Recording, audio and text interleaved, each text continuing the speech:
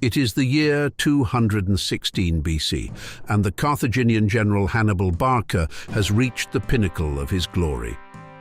Having crossed the Alps, surprised the Romans, marched through the Arno marshes, and defeated a seemingly overwhelming Roman army at Cannae, Hannibal's prowess was unmatched. His victories raised questions. Was this the moment Rome would surrender and accept all conditions? No. The Roman Republic instead reactivated the Fabian strategy. This involved avoiding a direct confrontation with Hannibal in southern Italy, causing damage to his allies and focusing on attacking Carthage strategically.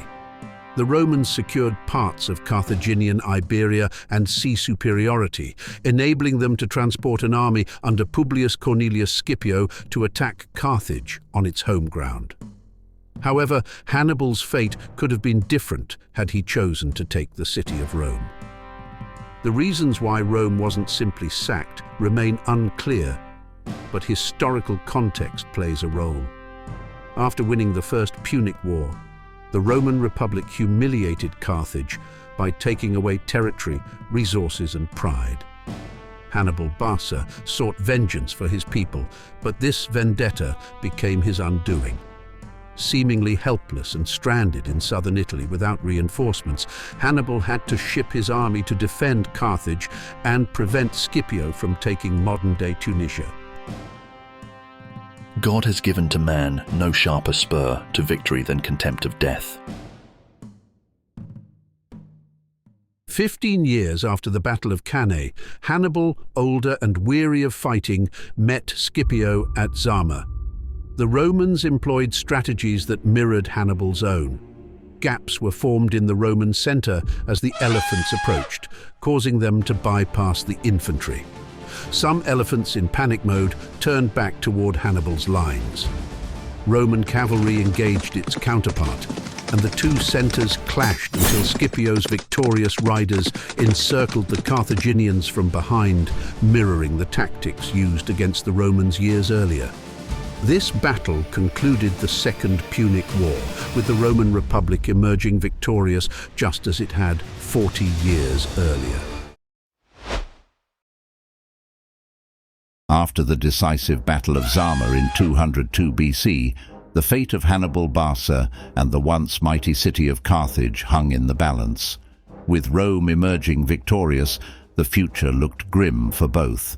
Hannibal, the brilliant Carthaginian general, realized the danger he faced in Carthage and chose to flee his homeland. He embarked on a perilous journey, seeking refuge in various kingdoms across the Mediterranean. However, his presence was perceived as a threat by Rome, who relentlessly pursued him, offering rewards for his capture or information about his whereabouts. In 183 BC, after years of wandering, Hannibal found himself in the kingdom of Bithynia, where he sought asylum under King Prusias II. Despite his exile, Hannibal continued to advise and strategize, his mind ever focused on resisting Rome's dominance. However, Rome's relentless pursuit of Hannibal intensified. When Roman emissaries demanded his extradition from King Prusias II, they accompanied their request with merciless terms. Rome threatened economic sanctions and military action against any kingdom that dared to shelter Hannibal. Faced with the prospect of war with Rome and fearing for his own safety and the stability of his kingdom, King Prusias II reluctantly agreed to consider Rome's demands. Aware of the inevitability of his capture and the humiliation that awaited him at the hands of Rome, Hannibal made a fateful decision. In 183 BC, rather than submit to Roman authority, Hannibal chose to take his own life, ending his legendary journey in tragedy. Let us ease the Roman people of their continual care, who think it long to await the death of an old man. Meanwhile, back in Carthage, the city struggled to rebuild after its defeat at Zama. Though it managed to regain some of its former strength through trade and commerce, tensions with Rome remained high. Rome, seeking to ensure Carthage's subservience, imposed harsh conditions and demands. Among these demands was the dismantling of Carthage's fortifications, effectively rendering the city defenseless against future Roman aggression. Despite the indignation of the Carthaginians, the Senate in Rome pressed on with its demands, fueled by a desire for revenge and dominance in the region. Rome wanted Carthage to dismantle its city and relocate its inhabitants inland. Additionally, the Carthaginians had to lay down all weapons. The obvious refusal of Carthage to comply with these unspeakable demands served as a pretext for Rome to declare war once again. In 149 BC, a dispute between Carthage and Numidia, a Roman ally, reignited hostilities. Rome seized this opportunity to declare war on Carthage, leading to the devastating Third Punic War. For years, Carthage valiantly resisted the Roman siege, but in 146 BC, the city finally fell. Rome's vengeance was swift and merciless. Carthage was razed to the ground, its inhabitants slaughtered or enslaved, and its territory annexed by Rome. The fates of Hannibal and Carthage were intertwined in tragedy, as both fell victim to the relentless expansion of Rome. The ancient Greek philosopher Plato once concluded that democracy is doomed, advocating for enlightened rule instead. From his perspective, a republic could attract greed and corruption. Since the end of the Punic Wars and the destruction of Rome's greatest rival Carthage in 146 BC, the Roman Republic had experienced steady growth. Conquests in Greece, Asia Minor, and North Africa expanded Rome's territory, showcasing its seemingly invincible might.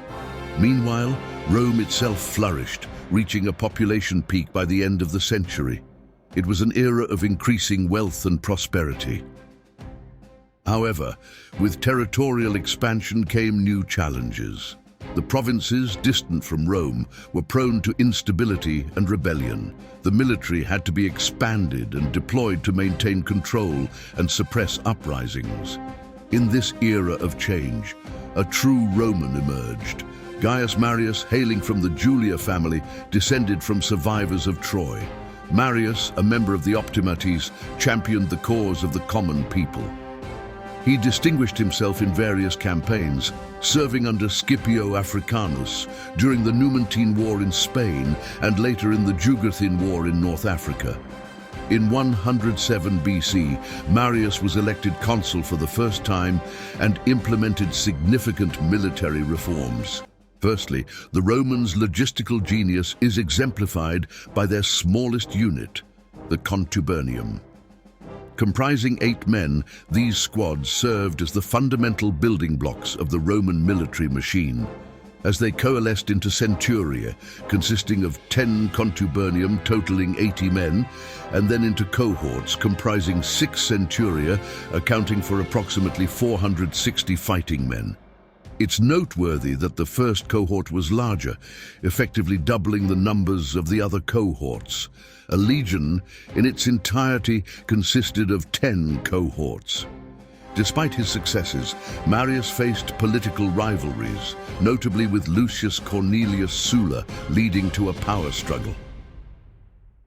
Sulla's ascendancy marked a turning point. Seizing power through force, Sulla became dictator in 82 BC, effectively setting the stage for future strongman rule. Rome's wealthiest man, Crassus, the famed General Pompey, and Gaius Julius Caesar, nephew of Marius, formed the first triumvirate in 60 BC, consolidating power among themselves. Corruption plagued the government, with bribery and coercion common tactics. The Senate lost much of its authority, alienating many from the political process. The power vacuum widened with Crassus's death and Caesar's rise to prominence in Gaul. After 8 years of conquest, Caesar marched on Rome, crossing the Rubicon with his legion, mirroring Sulla's actions before him. Caesar's return was met with adulation, but it sparked another civil war. Despite fears, Caesar's arrival was relatively bloodless. As Pompey and many senators fled, Caesar's victory reshaped Rome, leading to his appointment as dictator for life. He enacted reforms, improved infrastructure, and expanded Rome's territory, including the annexation of Egypt. Yet Caesar's assassination in 44 BC marked the Republic's final stand. Brutus and Cassius, fearing Caesar's autocracy, rallied forces in Greece to defend the Republic's ideals. Meanwhile, Caesar's allies, Mark Antony and Octavian, pursued their own ambitions. The ensuing civil war ended with Octavian's victory, paving the way for his transformation into Augustus, the first Roman emperor. The Republic had fallen, succumbing to internal strife, power struggles, and the ambitions of its leaders. Octavian's reign marked the transition to the Roman Empire, a new era of governance where the power rested in the hands of one man,